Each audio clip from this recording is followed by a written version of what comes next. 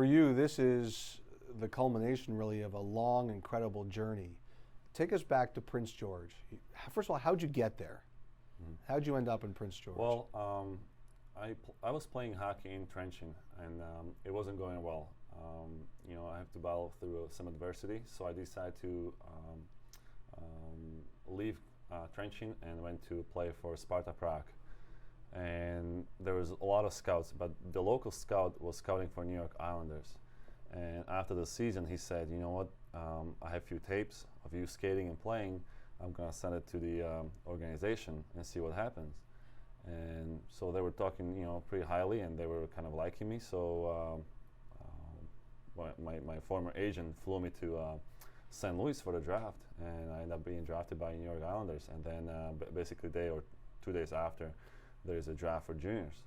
So I got this call from Denis Polonic, and he asked me, like, "Listen, if we drafted you, will you come to Prince George?" I was like, "Yeah, for sure. I would love to. I want to learn the culture. I want to learn the style of the game and everything around it." And he said, "Great." So that's how I ended up in Prince George. Stan Butler was your coach, and Stan Butler was my coach. He told me a funny story.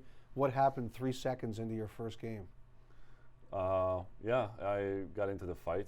Obviously, I got tested a lot. My few, obviously few first games, and it wasn't easy. But I knew that's the way I have to establish myself and play that style for a while, and then that's the way it was.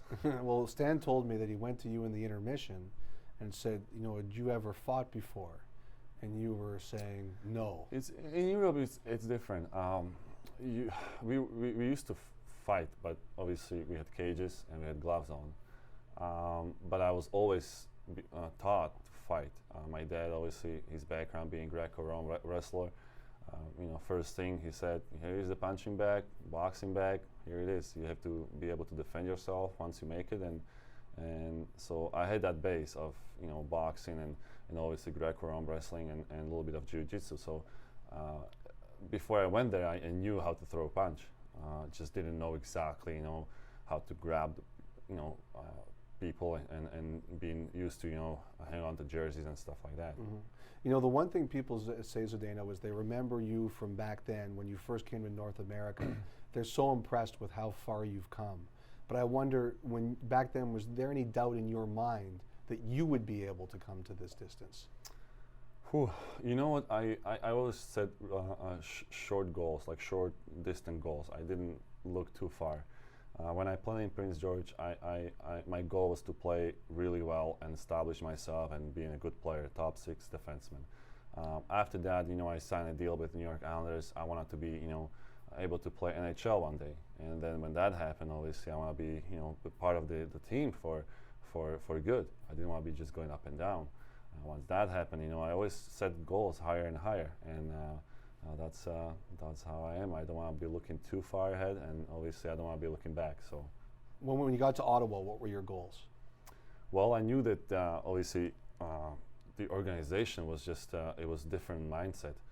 Instead of trying to make the playoffs and trying to win, let's say, 30 games a year, all of a sudden you became part of the organization that making the playoffs was not even a question. It was like, okay, we are the top team of our division, and we want to be on top of the conference. So all of a sudden, playoffs was just natural and must. But it was more getting over that first and second round, being beat by Toronto, and then Eastern Conference final we lost against New Jersey Game 7. So again, the goals were different, but as a player, as an individual, I tried to be more offensive threat and work on my game offensively and defensively and being more productive. So when you look at your game now, is there anything you don't like?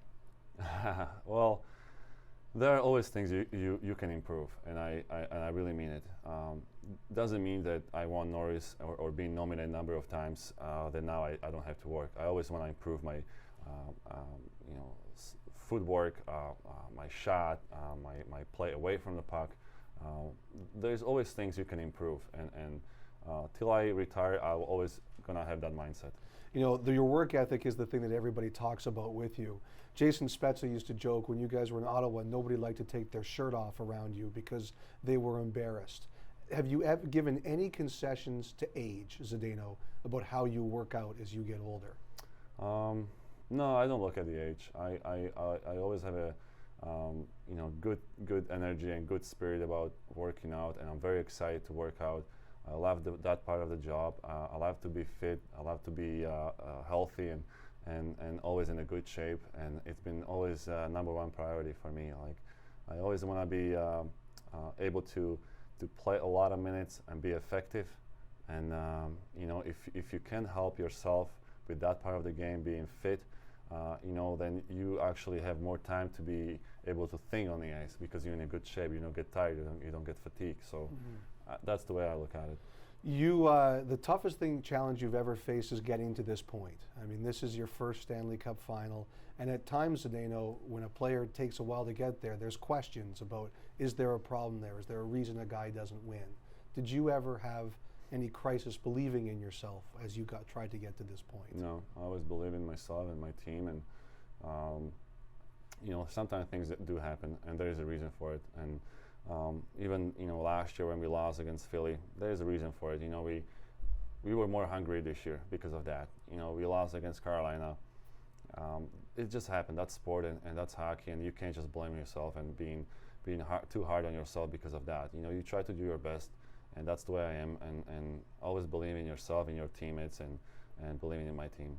I love one thing you did. You called up Al Arbor when you moved near him in Florida, and you said, "Tell me how to be a good captain." What did he tell you? Well, it's always I always look up to these more experienced and if you want to call it older and well matured people or coaches or players that have been around the league.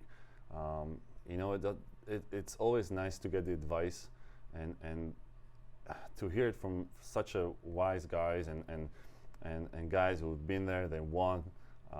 It's always huge help. So we were just talking about different things, and obviously one of the things I asked him, what is it like to be a captain? So we talked about it too, and he pretty much said, just make sure you are yourself. You show it on and off the ice, support your team, and I didn't have to change much. Obviously, I'm always there for my guys, and I'm not the guy who's gonna go and, hey, I'm something more than you because I'm the captain. That's not me. I always like to include other guys ahead of me. What's the best thing about yourself in your career right now? Being in the position I'm in. That's all you ask for. As a child, you dream of being in this position and being able to have a shot at it, and I love where I am right now. Two more. Number one, and if you don't want to talk about it, I totally understand. You went through a tough moment this year with Pacioretty, and I know you're a very sensitive guy, and I know that wasn't easy for you. How difficult a challenge was that, getting past that? Well, it wasn't easy. It was quite tough, but you have to find a way to move on and put it behind. Obviously, we all felt really bad for what happened, and nobody wants to see other player to go down like that and being hurt. But it's just one of those things that happened, and we all felt bad for it. Trust me, like all other guys felt bad for it. It was just freaky accident, and that's the way it was. And everything else around it was just something I couldn't control as a player. All I had to do is just try to avoid it and move on and focus on a game. Last one. Have you envisioned what it would be like as a captain to grab the Stanley Cup and lift it? Yes, I have. Still dream about it. So. Dream about it? Yes. All right. Thank you very much, Zdeno. Thank you.